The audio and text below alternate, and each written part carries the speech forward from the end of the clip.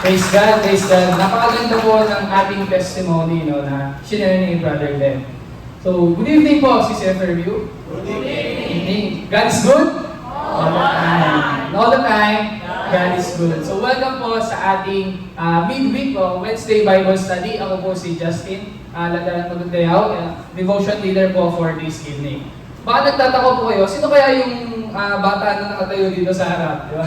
Sa mga hindi po nakakilala sa akin, ako po ay part ng Pastoral Care Ministry at nagsiserve din po ako kasama nila, Brother RV Rivera po. No? And also, naging student din po ako ni Pastor Jun during his preaching class. So, praise God po dahil it is a privilege indeed to serve and to share God's Word today.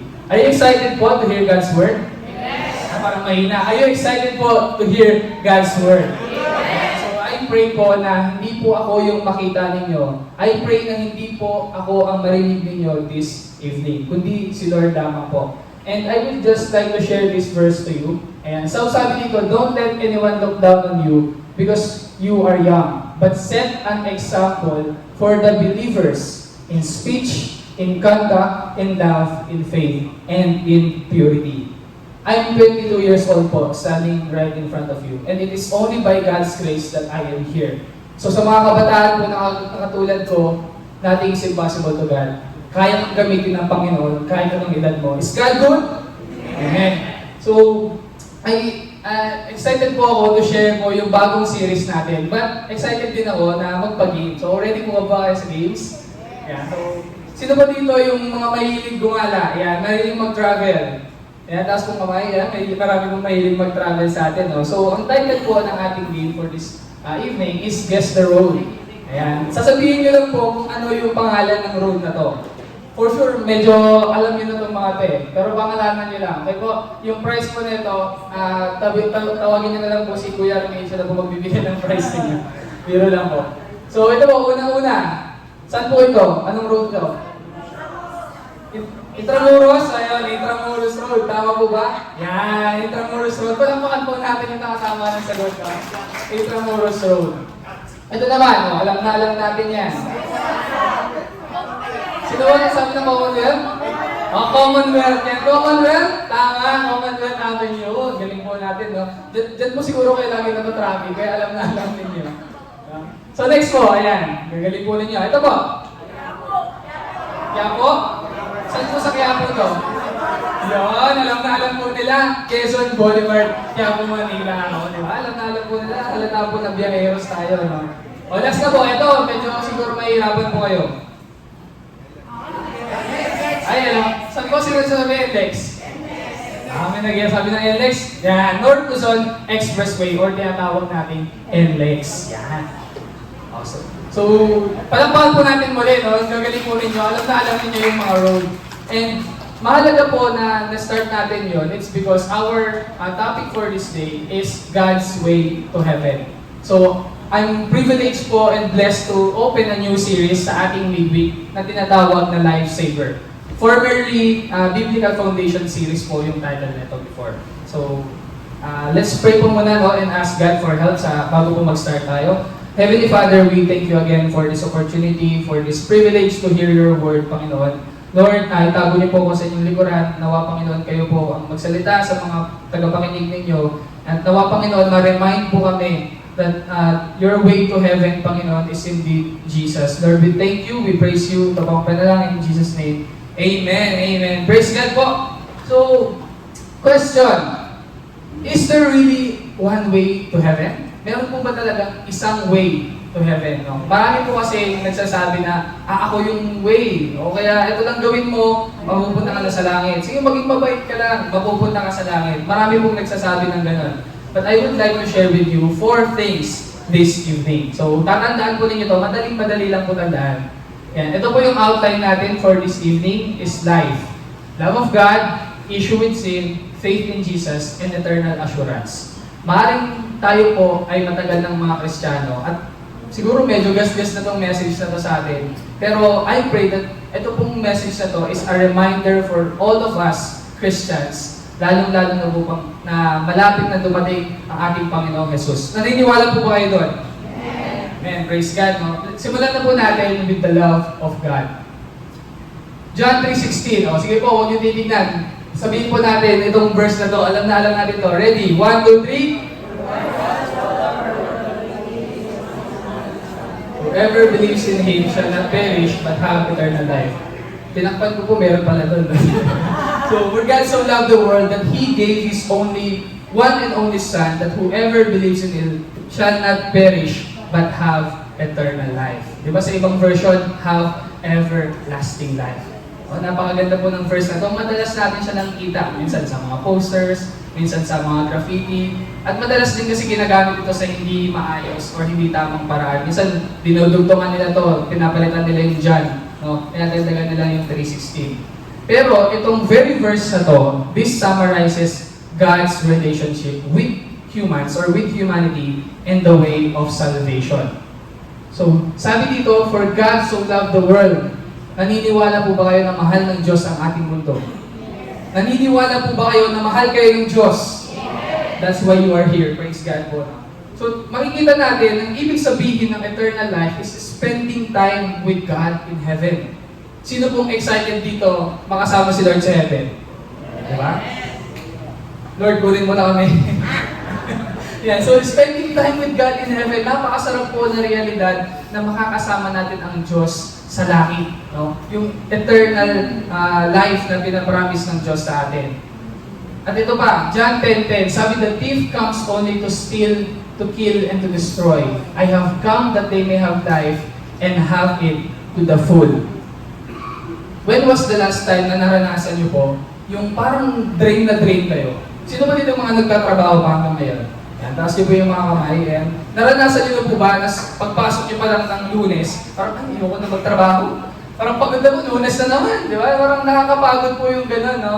But it's an amazing promise of God that if the life that God wants us to have is a full life, a fulfilled life. Yun po ang pangako ng ating Panginoon sa atin. At meron po tayong kaaway. Sino po yung kaaway natin dito? Thief, si Satan. Comes only to steal, to kill, and to destroy. Many times, may mga hindi tayo maipaliwanag na problema sa buhay natin. And sometimes, yun ang kaaway, yun ang pagkilos ng kaaway sa buhay natin. But God wants us to put our mind in Him, to put our security kay Lord alone. Amen po ba doon? So sabi dito, ang meaning po ng to the full is, sa Greek word is perison. Sabay-sabay po natin sabihin, perison. Perison. It means exceedingly, very highly, beyond measure, more, a quantity so abundant as to be considerably more than what one would expect or anticipate. Marami kasi sa atin, or ilan sa atin, ang naiisip na parang full life is, ay Lord, wala na akong problema, marami akong pera, o kaya wala na akong utang. Diba? Sino po yung mga may utang dyan? Nakaka-relate. Ayan. Diba? Pero dito sa verse na to the full, meaning more than what we can expect. Yung para sa atin, parang, ang sarap ng buhay na ganito. Pero ang sinasabi dito at pinapangako ng Diyos is yung buhay na kasama siya hanggang buhay. Yung buhay na kasama siya kahit may problema tayo. Yung klase ng buhay na kahit may pinagdadaanan ka ngayon, meron kang peace sa puso mo dahil alam mo na kasama mo ang Diyos. Is God good? Amen. Praise God po. So, tapos po tayo sa unang part is the love of God. I cannot summarize in one word yung love ng Panginoon, pero I know for sure na naranasan nyo ang pagmamahal ng Diyos one point in your life. Can you remember the very first time na naramdaman nyo yung pagmamahal ng Diyos sa inyo? Can you remember the first time na iniyak nyo sa Panginoon na, ay Lord, totoo ka pala. Ikaw pala to, nararamdaman kita. Naalala niyo po ba yun? I would like you to remember that. But the problem is, meron po tayong issue. Meron pong naghahadlang sa pagmamahal. No? Yung love natin para kay Lord, which is yung issue with sin. Sabi dito ni William Franklin Graham before, siya po yung evangelist. Sino po nakakilala kay Billy Graham? Ayan. Kilala po natin si Billy Graham, no? Apo niya po to. Apo niya, si William Graham. At ito po yung book na sinulat niya, at ito po yung sinabi niya dyan. I long for each person to know that sin leads to darkness, hopelessness, and hell. Sin has a very real consequences in the scope of eternity, but also in the here and now.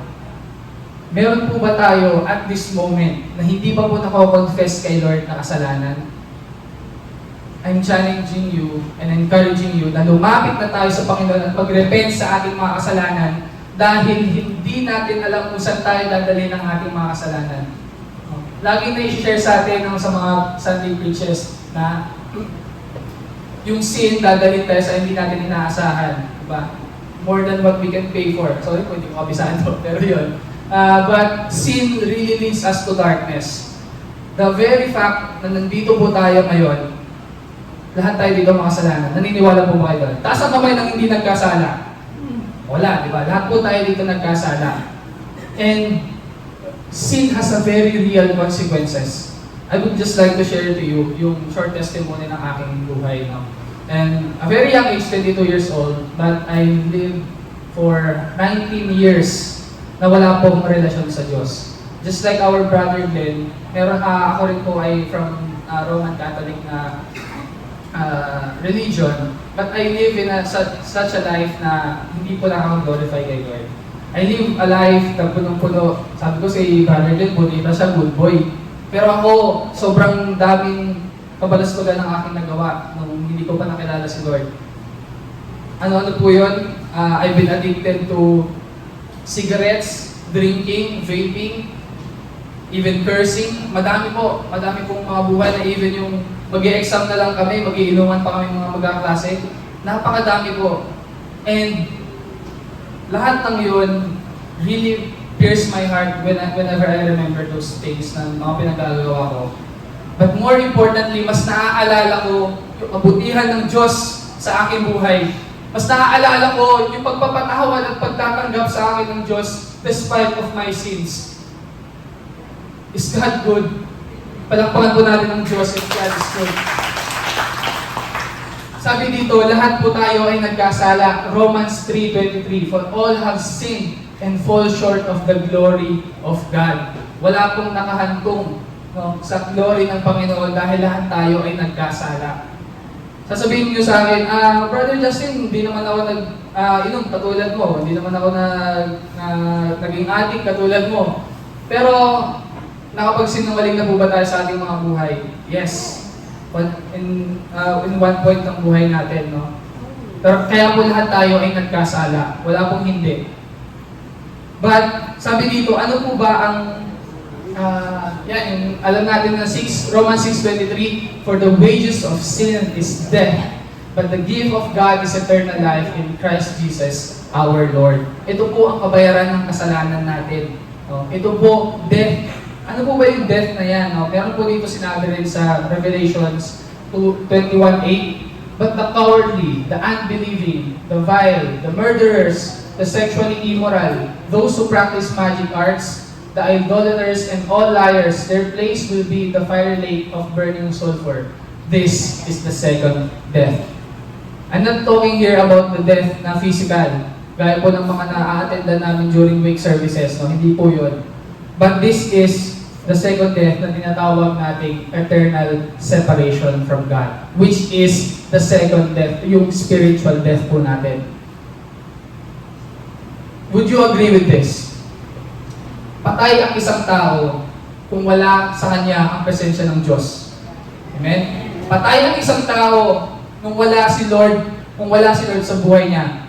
And that's what it means. Eternal separation from God. No? Habang buhay kang separated kay Lord.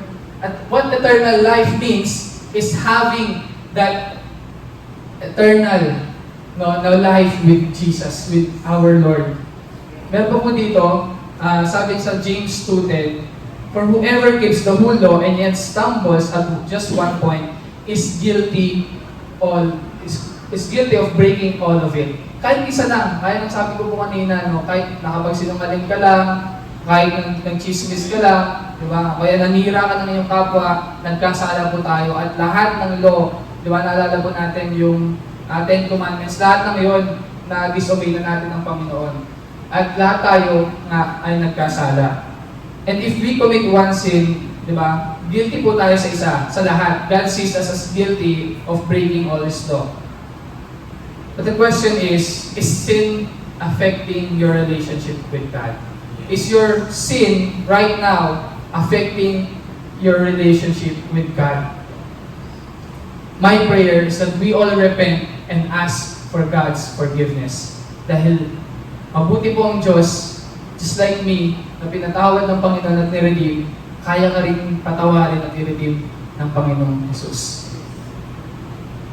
Ngayon, paano po tayo maliligtas? This is the verse. Ephesians 2:8-9. For it is by grace you have been saved through faith. And this is not from yourselves. It is the gift of God, not by works, so that no one can boast. It is only indeed by God's grace, no, na lahat po tayo ay naligtas. Kung wala po ang grasya ng Panginoon, wala po tayo dito. Naniniwala po kayo doon? Kung wala ang Diyos, wala ang grasya at mercy ng Panginoon, wala po tayo lahat dito. And it is a gift from God. It is a gift of God. Hindi po siya something na kaya natin i-earn. No? Lord, tumulong naman ako eh. Lord, nag-donate naman ako ng mga 10 million. Baka ligtas na ako. Hindi po ganun.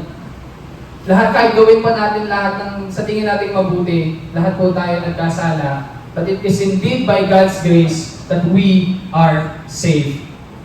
Meron po sabi sa Titus 3:5, He saved us, not because of righteous things we had done, but because of His mercy. He saved us through the washing of rebirth and renewal by the Holy Spirit. We are indeed saved only by God's grace and mercy. Is God good po? Amen. Praise God. So, sabi rin po ni Billy Graham, ang ganda ng sabi niya dito, sin is the great lover, and the blood of Christ is the great cleanser. Tayo pong lahat dito ay nadungisan ng kasalanan.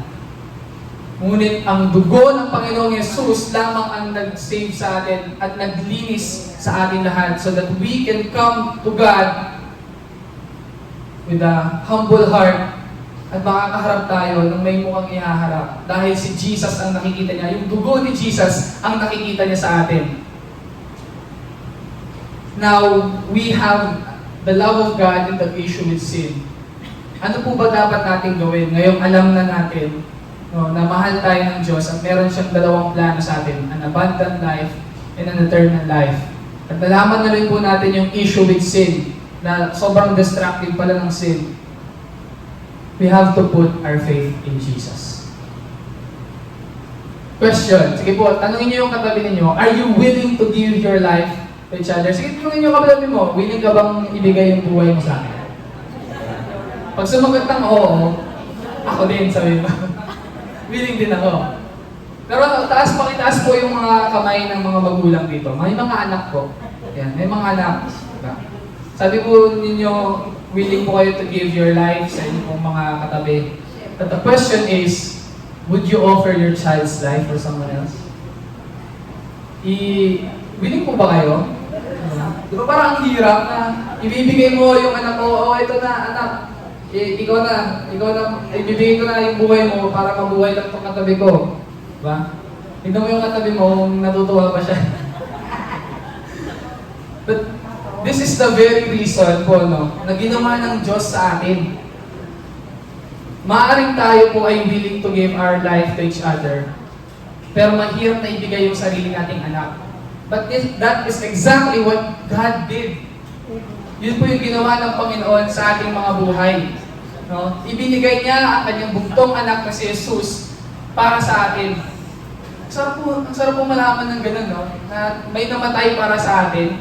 Diba? Nakakatuwa po. Sabi dito, John 14:6, Jesus answered, I am the way, the truth, and the life. No one comes to the Father except through me. Jesus is the only way. Hindi po sinabi dito na I am one of the ways. Wala po sinabing ganoon si Jesus. Sabi niya, I am the way. Ako lang, sabi ni Jesus. Naniniwala po ba kayo doon that Jesus is God's way to heaven? Amen. Praise God. He is also the truth. Ano po ang kabaliktaran ng truth? Lies. Sino po ang father of lies? Si Satan. but Jesus is the truth. So, kapag meron po tayong naaalala or parang may pinagdadaanan tayo, tapos parang wala to sa sinabi ko sa Bible, parang dito sinabi ni Jesus sa akin, probably dinedeceive tayo ng kaaway. Probably naniniwala tayo sa utak natin, pinapasok ng kaaway sa atin na, wala kang kwenta, nagkasala ka na naman, yan na naman, nahulog ka na naman, sabi sa'yo, di ka na magbabago eh. Those are the lies of the enemies, mga kapatid. Huwag po tayong magpapadeceive. But God is saying, Jesus is saying to you and to me right now, na mahal kita anak, ginawa kita sa wangis ko, at kaya kitang iligtas dyan sa kasalanan mo. Is God good po? Palampakan po natin ang Panginoon. God is good. Sabi dito sa Romans 5:8, but God demonstrated His own love for us in this. While we were still sinners, Christ died for us. Nung mga bago pa po akong Kristiyano, sabi ko, Lord, makakalapit pa ba ako sa iyo? Nagkasala na ako. Parang ang hirap naman na ata na nagkasala na ako, paulit-ulit ako, Lord. Tapos nandiyan ka na naman, papatawarin mo na naman ako. And then I saw this verse. Nakita ko to, sabi niya, while we were still sinners, Christ died for us. Kahit pa nung tayo mga makasalanan pa, hindi tayo naniniwala sa Diyos or wala tayong relationship kay Lord, namatay na siya para sa atin. Ang sarap pong malaman yung ganung katotohanan, di po ba? Amen po ba doon? Amen. Praise God. Sabi po dito sa 1 Peter 2:24, He Himself bore our sins in His body on the tree, so that we might die to sins and live for righteousness. By His wounds, you have been healed. This is what Jesus did, mga kapatid, sa ating mga buhay. He Himself bore our sins. He became sin for us.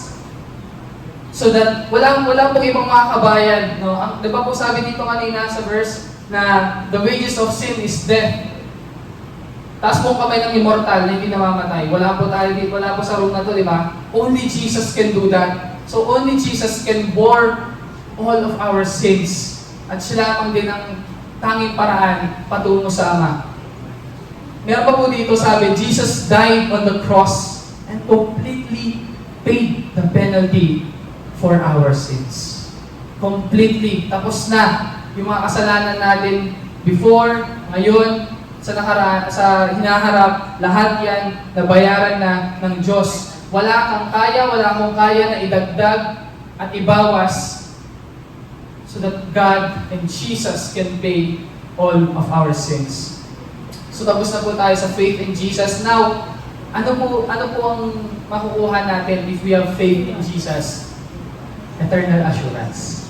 Yan. Medyo na-spoil na pala, no? Kasi pero yun po. Sabi dito sa 1 Corinthians 15:3-4, for what I received, I pass on to you as of first importance, that Christ died for our sins according to the Scriptures, that He was buried, that, pakibasa po, that He was raised on the third day according to the Scriptures. Wala pong kwenta ang ating faith if hindi nabuhay muli ang ating Panginoong Jesus. Pero the reality is, nabuhay po ang ating Diyos. Nabuhay po si Jesus. And He was raised on the third day. No? The very reason po na nandito tayo, na meron pong CCF, na meron pong mga churches, is because Jesus is alive. Jesus is alive. Sigaw po natin, Jesus is alive. Indeed, Jesus is alive. Palakpakan po natin ang ating Panginoong Jesus. Sabi pa po dito sa Romans 1:3 and 4, regarding His Son, who as to His human nature was a descendant of David, and who through the Spirit of holiness was declared with power to be the Son of God by His resurrection from the dead. Jesus Christ, our Lord. Is Jesus your Lord? Si Jesus ba ang ating Panginoon? If God is our Lord, then it is our duty to share Jesus sa ibang mga tao. It is our calling to share Jesus sa labas ng kwartong to. Hindi lang po sa atin, hindi lang po tayo ditong nagpapalakasan o nagsishare lang ng gospel. We are all called sa lahat po ng ages, kahit anong ilang taon ka, kahit nasa pinakabata ka dito sa kwartong to, or mas bata ka ba sa akin, kaya kang gamitin ng Panginoon, and you are called to share Jesus all over the earth. Sabi nga po, may share po ko na kwento, no? Nung ano po si Kayla, yung partner ko, nandyan po siya. Nagre-review po siya, no, sa Manila, sa Sampaloc. Sabi ko, punta tayo sa mga gusto kumain. Diba, alam niyo naman po pag mga babae, minsan, ang hirap nila tanongin saan sila. Mga kalalaki yan, nagagawin ko ba kayo? Saan tayo kakain? O bahala. Bahala. Dito tayo. Ayaw ko dyan. Hindi masarap. Natay niyo na po ba yun, mga kalalaki yan? Nakaka-relate po ba kayo? Pero ang nangyari po yun, and then sabi ko, sige, doon tayo sa SM Manila. Kaya malapit po doon. Nilakad kami. Tapos, wala po kami mahanapang pwesto kung saan kami kakain. And then, suddenly, sabi ko, dito sa food court, gusto kong pizza, di ba? Favorite niya yung pizza. Tapos, pagka-ring po namin doon, may nakita kaming lalaki na nakasando, tapos naka-short, then naka-backpack. Tapos, bigla siyang tumabi po doon sa upuan namin sa food court. And then, sabi niya po sa akin, sira mo gospel. Sabi niya. Diba, minsan po yung mga partners natin, parang mga mini Holy Spirit yan. Sabi niya, ayun na, sabihan mo na, share mo na ng gospel. So, what we did po, kinausap po namin yung lalaki. And then, so, nakwento niya, ito yung sabi niya, tapos, sabi ko, naniniwala ka ba sa kay Jesus? Then, in-explain po namin yung gospel sa kanya. And praise God po, nung prayer of acceptance na, tumanggap po siya.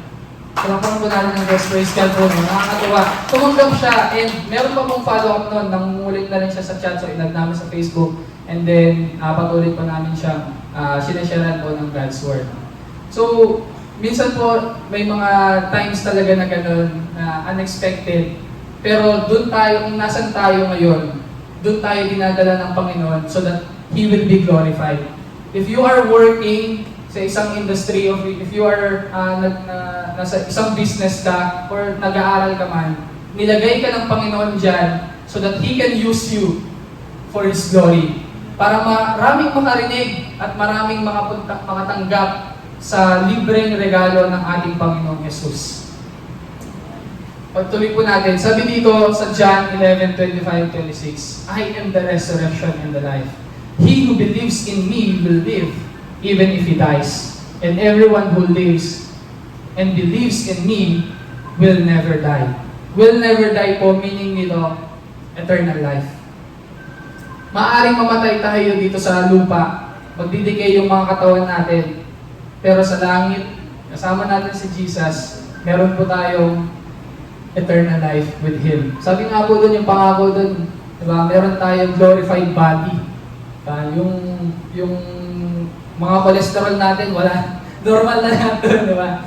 So, makikita pa rin po natin, di ba? Balik ko po doon kanina sa Romans 6:23. For the wages of sin is death, but the gift of God is eternal life. Ito po yung regalo ng Diyos sa atin.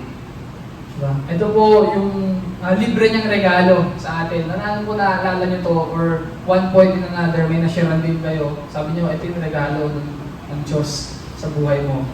But let me remind everyone, ako din, nare-remind ako, na minsan natitake for granted natin tong gift na to. You agree with me?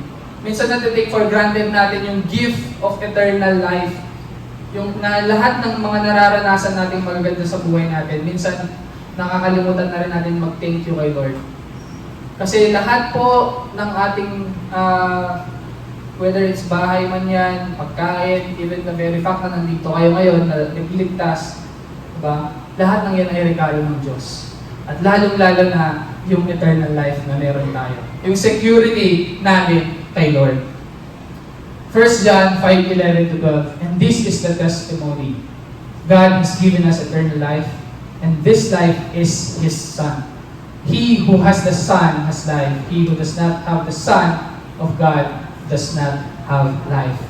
Uulitin ko po, kung wala ang presensya ng Diyos sa buhay ng isang tao, siya'y patay. Ulitin ko po ulit, kung wala si Jesus sa buhay ng isang tao, siya'y patay. So meron kang kapitbahay, kung meron kang kakilala, meron kang katrabaho na matagal mo nang gustong sharean. Sharean mo na. Ito na yun. Ito na yung message sa'yo ni Lord. Ito na yung encouragement sa'yo ni Lord. Sharean mo na. Kasi hindi natin alam kung kailan siya babalik. And we want that person na makasama natin sa langit. We want that person na magkaroon din siya ng eternal life. Amen po ba doon?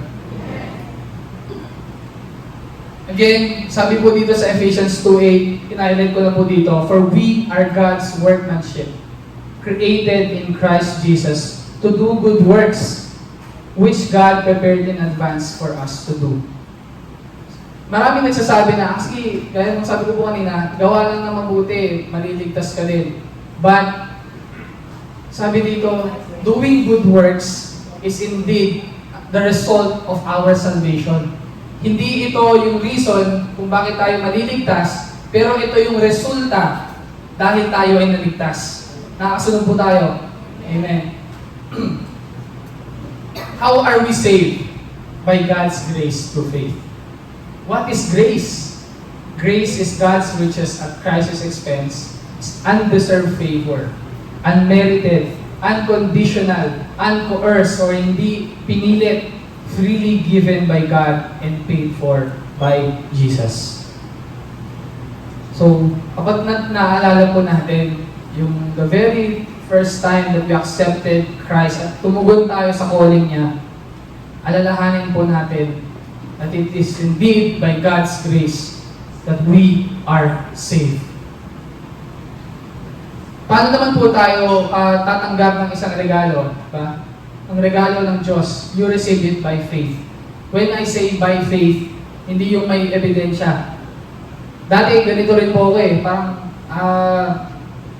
to see is to believe. Di ba narinig na buhay? To see is to believe. Meron pang commercial noon, to see is to believe. Pero, sabi dito, we receive the gift of God through faith. And faith without works is dead. Kaya naman po, if we really have faith in God, makikita po yun sa ating mga buhay. What about good works? Yan po, inulit ko, sabi ko kanina, good works are not the means to salvation. Rather, they are the evidences or the byproducts of your salvation. If matagal ka ng Kristiyano, matagal ka ng ginawa, matagal mo nang tinanggap ang Diyos, it is seen by how you live your life. It is seen by your fruits. Sabi nga rin po sa Bible yun, nakikita yun sa ating mga prutas. Ano ba yung pinoproduce natin? Diba? Faith, love, hope, joy, peace, kindness. Once you have placed your faith in Jesus Christ alone to save you, He will give you the power to live life of good deeds. Mga kapatid, hindi po ito sa lakas natin so that we can do good works. The very reason bakit tayo may trabaho or meron tayong businesses or nag-aaral tayo ngayon, it is because of God's grace. And we can do good works or good deeds only by the power of Jesus in us. By the power of the Holy Spirit nung tinanggap natin si Jesus sa ating mga buhay. And here's the calling of Jesus. Maybe marahil meron sa atin, parang tinanggap natin si Jesus in one way or another. Pero at some point medyo nag-rebel tayo kay Lord kasi merong hindi magandang nangyari. Maaaring namatayan tayo ng bahal sa buhay, maaaring naluwi yung business natin. But Jesus is calling you and me again para i-recommit natin yung buhay natin sa Kanya. And sabi dito sa Revelations 3:20, here I am. I stand at the door and knock.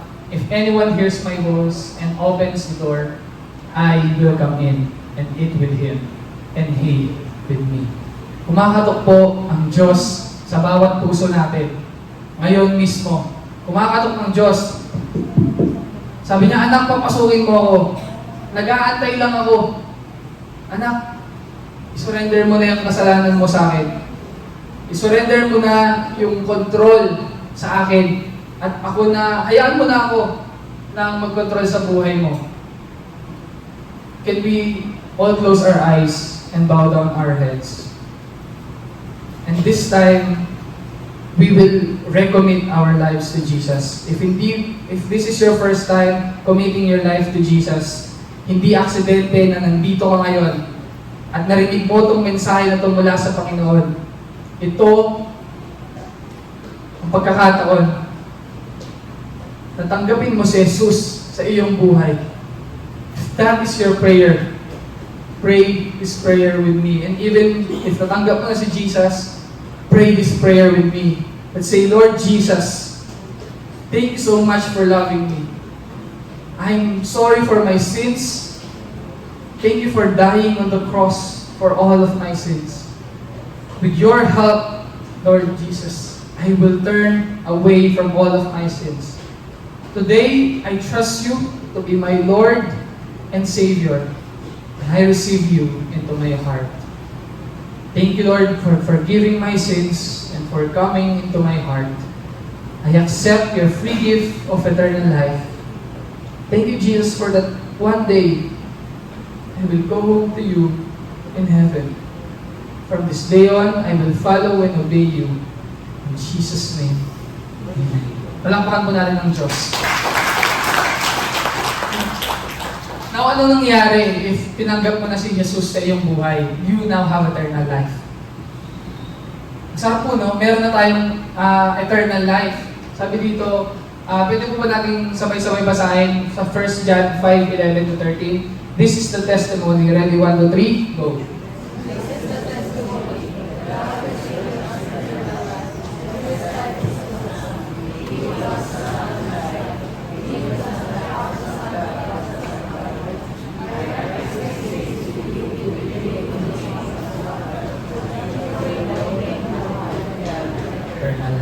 You now have eternal life. Diba? So hindi na tayo matatakot na mawala sa mundong to. Maaaring maiiwan natin yung mga mahal natin sa buhay. Pero now that we accepted Christ as our Lord and Savior, meron na tayong assurance that we will be in heaven and have eternal life with Christ, with our Savior.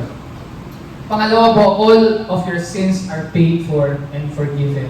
Yung past, yung present, at pati yung future. Di ba? Ang amazing. Pati yung future sins natin, napatawad na. Diba? But then again, it is a reminder for all of us that grace is never a license to sin. Yung free gift of life, it is indeed by God's grace. Pero hindi ito yung the very reason na magkakasala tayo. Again, guilty po din ako doon. Akala ko, pwede. Diba? Akala ko pwede nung bago-bago pa ako Kristiyano. Akala ko pwede kasi Lord, naligtas mo na ako eh. Pero hinambol ako ni Lord. Sabi niya hindi. Kung talagang tunay kang naniniwala sa akin at tinanggap mo na ako sa buhay mo, magbabago ka, makikita ng mga tao yung pagbabago sa buhay mo, and you will share me all over the earth, all of the people. Pangatlo po, you are a new person in God's eyes. A new life has begun for you. Ganda po ng testimony ni Brother Glenn. Gaya po niya, tayong lahat din po ay binigyan na ng bagong buhay ng Diyos. Wala na yung dati. Huwag na tayo maniwala kay Satan na, ganyan ka pa rin yung buhay mo, hindi ka magbabago. But God has given us eternal life. Therefore, we are a new creation in Christ. Bago na tayo. Wala na yung dating life na addicted tayo sa mga bagay of this world. O kaya yung buhay na magagalitin. O yung buhay na malayong-malayo kay Lord. Tapos na yun. It is finished. Paano po natin gagawin to? Sabi dito, you now have a very personal and permanent relationship with the Lord Jesus Christ. Para mag-grow, pray to Him every day. Sino po dito nagpe-pray every day? Praise God. Lahat po tayo nagpe-pray every day. Dahil ito po yung communication natin. This is how we talk with God. Pangalawa po is reading the Bible. Sino po dito mahal si Lord? Sino po dito nabasa na yung buong Bible cover to cover? Diba? Praise God. Pero hindi po lahat nagtaas, diba? If you love God, this is a challenge. Tapusin mo yung Bible. You can finish the Bible all throughout the year. Diba? Meron pong maraming resources na makakatulong sa atin. We have the Bible app, Meron din tayong Our Daily Bread. Alam niyo po ba yung Daily Bread? Meron din sa baba nun, diba? Bible in a Year. Pag nabasa natin yun, matatapos natin yung Bible. Ano yung ginawa namin ni Kyla before. Na-challenge kami kay Pastor Peter. Because this is how God talks to you. Naman, sa atin. Ito po yung communication ni Lord. And begin with the gospel. Pwede po nyo gawin to. Begin with the gospel of John. Read a chapter a day and ask the Holy Spirit to help you understand it. Di ba si Pastor Bong nga po nung nabasa niya, yung nakita niya yung Bible, sabi, Lord, hindi ko alam to, hindi ko maintindihan. And patuloy niyang binabasa ng binabasa. Parang Jacob begatted, ganun yung mga sinasabi niya, di ba? Naalala niya yung mga preaching niya. Diba? Ang bigat ng Bible. Pero by the power of the Holy Spirit, we can understand it. At nangungusap sa atin ng Diyos. Amen po ba? Praise God. Palampakan po natin ang kabutihan ng Diyos. And then again, pangatlo po, you can be part of a small group or a D group. Yan. Sino po mga D group leaders dyan? Taas po ang kamay. Mga D group leaders. Ayan, ano po sa inyo. Thank you po sa mga buhay ninyo mga D group leaders. Marami pong mga walang D group dito or may mga part na ng D group. Pero ini-encourage ko po na lahat tayo maging parte ng D group. Kasi napakasarap po na meron tayong mga kasama sa paglalakad, no, sa ating faith kay Jesus. Dahil hindi madali. Ito po reminder sa atin lahat. Wala pong Lone Ranger Christian. Wala pong nag-iisa na kaya niya lahat, kaya niya mag-grow sa relationship niya kay Jesus ng mag-isa. Wala pong ganon. Makakatulong po is yung small group, yung mga D group po natin. So, you can tap po tuwing every Sunday naman po or may mga ushers po tayo, you can ask them o how to join an e-group. Diyan po yan. Because we will learn more about God and how to please Him. At syempre, accountability na rin po.